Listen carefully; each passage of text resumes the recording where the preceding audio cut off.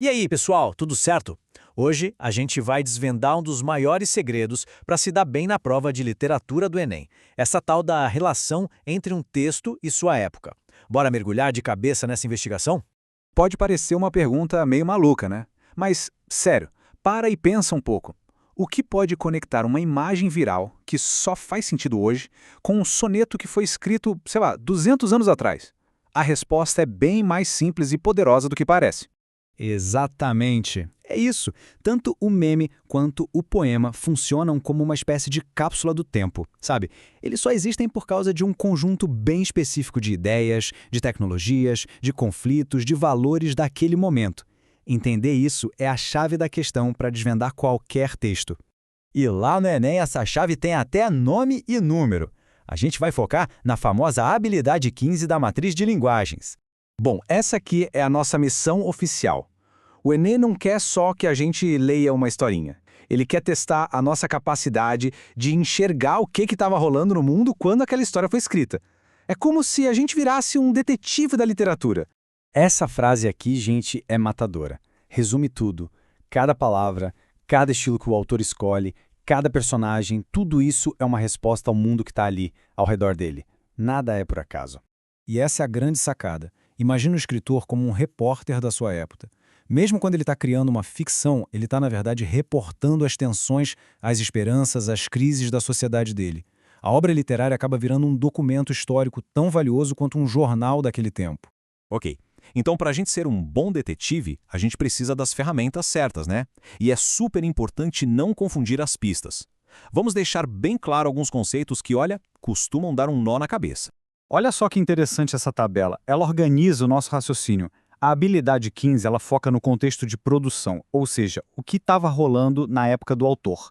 A escola literária, tipo romantismo, é como se fosse a ferramenta, o estilo que o autor usa para falar da realidade histórica, como a independência do Brasil, e o tema, por exemplo, a escravidão, ganha um sentido muito mais profundo quando a gente entende um momento, tipo o auge da campanha abolicionista. O Enem cobra exatamente essa capacidade de conectar tudo isso. Certo? Vamos botar a mão na massa? Nosso primeiro caso de detetive nos leva lá para o século XIX com um dos poemas mais famosos do Brasil.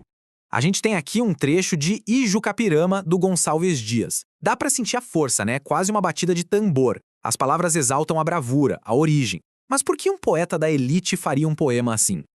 Vamos aplicar nosso método. Passo 1. A fonte é Gonçalves Dias, romantismo. Isso já acende uma luzinha. Passo 2. Qual o contexto? Pós-independência. O Brasil estava naquela crise de identidade, sabe? Sem reis, sem castelos. A pergunta era, e agora, quem somos nós? Passo 3. A análise do texto mostra um indígena idealizado, nobre e fortão. E o passo 4, a conexão genial. Essa figura não era sobre o indígena de verdade, mas sobre criar um mito de origem, um herói para essa nação que precisava se afirmar. E isso nos leva direto para a resposta. A literatura estava trabalhando para um projeto de nação. Ela ajudou a construir na nossa cabeça a imagem de quem a gente era ou de quem a gente queria ser para dar uma acalmada nessa ansiedade de um país que estava se procurando. Agora, para mostrar que o método funciona mesmo, vamos para um caso totalmente diferente. A gente sai do século XIX e vai para o coração de uma favela em São Paulo, lá nos anos 50. A fonte aqui é o Diário da Carolina Maria de Jesus, o famoso quarto de despejo. A linguagem é direta, é crua, ela descreve a rotina pesada, mas, de repente, no meio disso tudo, vem uma reflexão poética de uma profundidade incrível. O que esse texto está contando pra gente sobre a sua época? Aplicando o método de novo. Passo 1. A autora é uma mulher negra, catadora de papel. Passo 2. O contexto é o Brasil dos 50 anos em 5 do JK, aquela promessa de futuro, de modernidade. Passo 3, a análise mostra a realidade do frio, da fome, do lixo. E o passo 4, a conexão é brilhante. O Diário da Carolina vira um documento que mostra o preço desse tal progresso. É a voz que vem lá do quarto de despejo da nação, o lugar onde se escondia tudo aquilo que o desenvolvimento não queria mostrar. Por isso, a resposta certa é essa. O texto dela não é só um desabafo, pessoal, gente. É um testemunho histórico fundamental que bota o dedo na ferida, que revela a contradição brutal entre a promessa de modernidade e a realidade da exclusão. Isso é a habilidade 15 na sua forma mais pura. Bom, a gente já viu a teoria, já vimos a prática, agora, para fechar com chave de ouro, vem a dica tática mais importante de todas, a regra de ouro que vai amarrar tudo isso na hora da prova.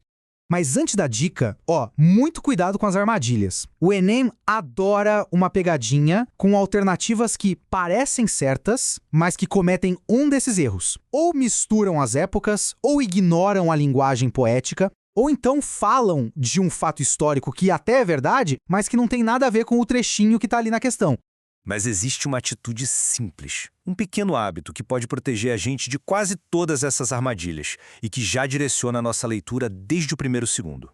E é esse aqui. A referência bibliográfica que fica no final do texto não é enfeite, pessoal. É o mapa do tesouro. Quando a gente lê Gonçalves Dias, século XIX, a nossa mente já liga o modo império. Quando a gente lê Carolina Maria de Jesus, 1960, o modo modernização contraditória já é ativado. Essa informação guia o nosso olhar antes mesmo da gente ler a primeira palavra do texto. E para finalizar, fica a provocação. A partir de agora, quando for ler qualquer coisa, de um romance a uma letra de música, tenta praticar esse olhar de detetive. Que pistas sobre o nosso tempo os textos de hoje estão deixando aí para os leitores do futuro? A literatura é um mapa fascinante. Basta a gente aprender a ler.